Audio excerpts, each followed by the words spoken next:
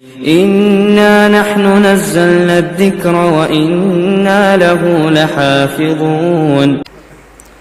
أعوذ بالله من الشيطان الرجيم.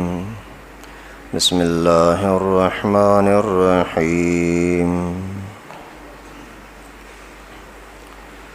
قل إنما أدعو ربي ولا أشرك به أحدا. قل إني لا أملك لكم ضرا ولا رشدا. قل إني لن يجيرني من الله أحد ولن أجد من دونه ملتحدا إلا بلاغا من الله ورسالاته ومن يعص الله ورسوله فإن له نار جهنم خالدين فيها أبدا. صدق اللہ العلی العظیم. یہاں سے سورہ جن کا دوسرا رکوع شروع ہو رہا ہے. اس میں اللہ تعالیٰ نے رسول اللہ صلی اللہ علیہ وسلم کی شان بیان فرمائی اور ساتھ یہ کہ پیغمبر کریم صلی اللہ علیہ وسلم بھی ہر مشکل میں اللہ تعالیٰ ہی کو پکارتے ہیں، کسی کو بھی اللہ تعالیٰ کے ساتھ شریک نہیں ٹھہراتے. نفع نقصان کا مالک پیغمبر کریم بھی نہیں ہے، صرف اللہ ہی ہے. اور جو لوگ بھی پیغمبر کریم کی اللہ تعالیٰ کی نافرمانی کرتے ہیں ان کا انجام بہت برا ہوگا. جب اللہ تعالیٰ کا عذاب آیا تو کوئی ان کو بچانے والا نہیں ہوگا. تو اللہ تعالیٰ فرماتے ہیں کہ قل انما ادعو ربی ولا اشرک بہ احدا. اے میرے نبی آپ ان سے کہہ دیں کہ یقیناً میں پکارتا ہوں، عبادت کرتا ہوں صرف اللہ کی. ولا اشرک بہ احدا، اور نہیں شریک ٹھہراتا، ساتھی ٹھہراتا اللہ کے ساتھ کسی کو بھی. اللہ تعالیٰ نے رسول اللہ صلی اللہ علیہ وسلم سے فرمایا کہ آپ ان کو ایسا کہہ دیں کہ میں بھی اللہ ہی کو پکارتا ہوں اور اللہ تعالیٰ کے ساتھ کسی کو شریک نہیں ٹھہراتا. اور قل انی لا املک لکم ضرا ولا رشدا، آپ ان سے یہ بھی کہہ دیں کہ یقیناً میں نہیں ہوں مالک اور نہیں ہوں با اختیار آپ کو نقصان دینے کا نہ ہی ہدایت دینے کا. قل انی لن یجیرنی من اللہ احد، آپ ان سے یوں کہہ دیں، یہ بھی بتا دیں کہ یقیناً اللہ تعالیٰ کے سوا کسی کو بھی میں اپنے لیے جائے پناہ نہیں سمجھتا. ولن اجد من دونہ ملتحدا، نہ ہی کوئی جائے پناہ اللہ تعالیٰ کے سوا ہے بھی. یہاں عبادت پیغمبر کریم بھی اللہ تعالیٰ کی کرتے ہیں، یہ بات سمجھائی جا رہی ہے. پیغمبر کریم بھی مشکل وقت میں اللہ تعالیٰ ہی کو پکارتے ہیں، کسی اور کو نہیں. یہی توحید ہوتی ہے. ولا اشرک بہ احدا، اور میں بھی اللہ تعالیٰ کے ساتھ کسی کو شریک نہیں ٹھہراتا. یعنی عبادت کے لائق، غائبانہ مدد کے لائق صرف اللہ تعالیٰ ہے اور کوئی نہیں ہے. کیونکہ اللہ رب العالمین کو سب سے زیادہ جو پہچاننے والی شخصیت ہے وہ رسول اللہ صلی اللہ علیہ وسلم ہے. حالانکہ دنیا کے اندر کتنے اللہ کے ولی، نبی، اللہ کے پیارے گزرے، سب کو پیغمبر کریم جانتے تھے اور عوام سے، انسانوں سے زیادہ جانتے تھے. حضرت ابراہیم کی شان کتنی ہے، حضرت آدم علیہ السلام کی کتنی شان ہے، لیکن کبھی بھی رسول اللہ صلی اللہ علیہ وسلم نے مشکل میں حضرت ابراہیم کو نہیں پکارا، حضرت موسیٰ علیہ السلام کو نہیں پکارا، صرف اللہ تعالیٰ کو. تو یہ ہمیں سبق دیا گیا کہ اللہ رب العالمین کے سوا کبھی بھی کسی کو نہیں پکارنا، اور اللہ تعالیٰ کے ساتھ کسی اور کو شریک نہ ٹھہرانا، ورنہ اعمال زندگی بھر کے اعمال برباد ہو جائیں گے۔ شرک یوں سمجھو کہ اللہ تعالیٰ کی غیرت میں ہاتھ ڈالنا ہے۔ اگر آپ اپنی غیرت کے اندر کسی کو برداشت نہیں کرتے تو اللہ رب العالمین اپنی توحید میں، اپنی وحدانیت میں، اپنی غیرت میں کسی کو کیسے برداشت کریں گے؟ آج کل بھی وہی فتنہ جو پہلے کافر اور مشرک کرتے تھے آج کل مسلمان کر رہے ہیں۔ پہلے زمانے میں بھی لوگ حضرت عیسیٰ علیہ السلام کو اللہ کا شریک بناتے تھے۔ اللہ بھی پکارنے کے لائق ہے کہ اس کو پکارا جائے، حضرت عیسیٰ کو بھی پکارا جائے، حضرت اللہ رب العالمین کو بھی سجدہ کیا جائے اور اللہ کے نبی کو بھی سجدہ کیا جائے۔ پھر یہ سلسلہ پہلے تو چلو مشرکوں کافروں کے اندر، اس زمانے میں تو مسلمانوں میں بھی یہی مصیبت، اللہ تعالیٰ کو بھی سجدہ کرتے ہیں مسجد میں آ کر کے، پھر مزاروں کو بھی جا کر کے سجدہ کرتے ہیں قبروں کے پاس جا کر کے۔ حالانکہ غیر اللہ کو سجدہ جب منع ہے تو کوئی بھی غیر اللہ ہو نا اس کے لیے منع ہو گیا۔ خود پیغمبر کریم صلی اللہ علیہ وسلم کو سجدہ کرنا جائز نہیں ہے، تو پھر پیغمبر کریم کے امتیوں کو کہاں سے جائز ہوگا کہ آدمی سجدہ کرے؟ اور ان کے وفات کے بعد ان کے قبروں کو سجدہ کرنا یہ کہاں سے جائز ہوگا؟ حالانکہ واضح طور پر اللہ کے نبی صلی اللہ علیہ وسلم نے منع کیا کہ قبروں کو سجدہ نہ کرنا، کہ پیغمبر کریم کا فرمان ہے کہ لعن اللہ الیہود والنصارى اتخذوا قبور انبیائہم مساجدا۔ اللہ کی لعنت ہے یہودیوں پر، عیسائیوں پر، کیوں؟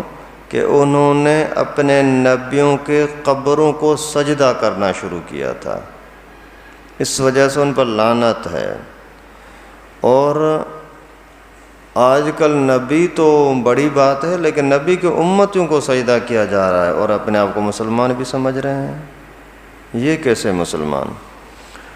اور پھر یہ بیماری بھی لوگوں میں ہے کہ بزرگوں کو، نیک لوگوں کو، اللہ والوں کو مشکل کشا سمجھتے ہیں۔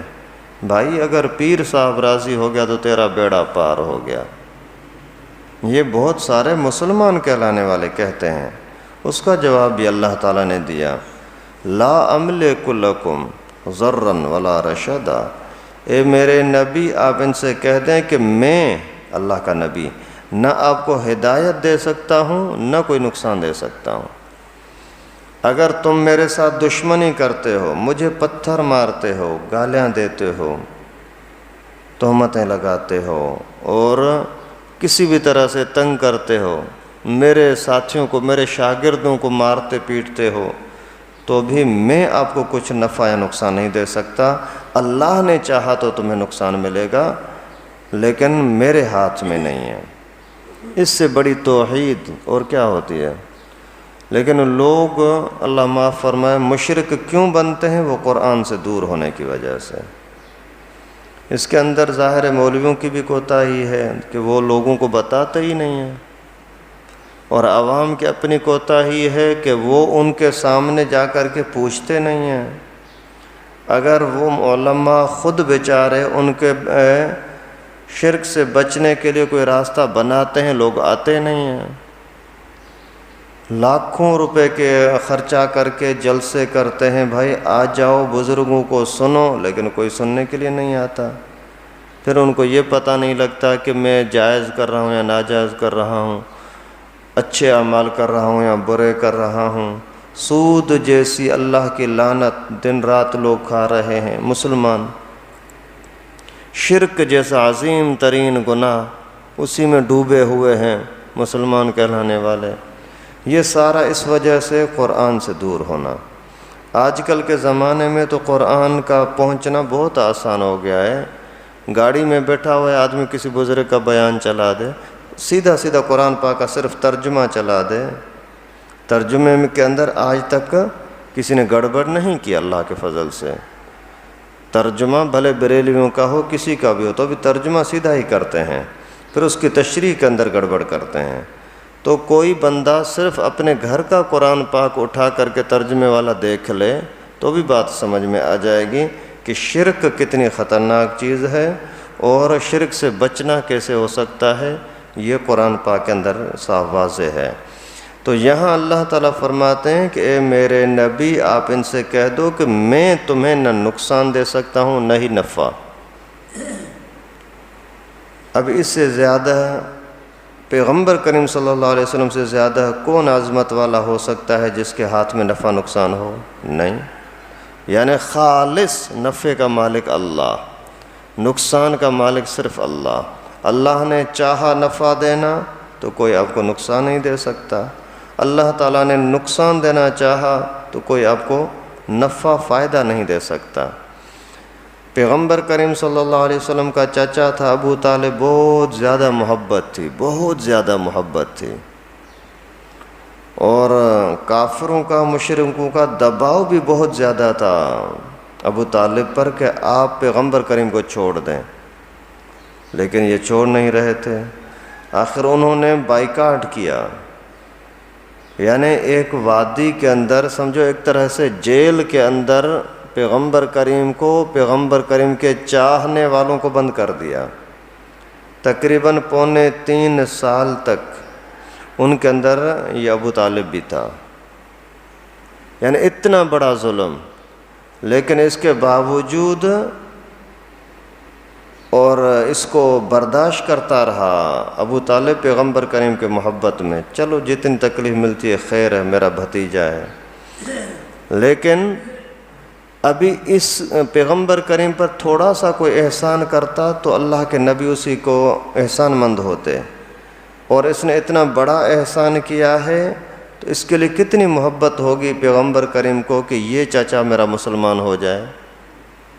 دعائیں کر رہے ہیں، اے اللہ میرے چچا کی پارت ہو، اسی کو مسلمان بنا دے۔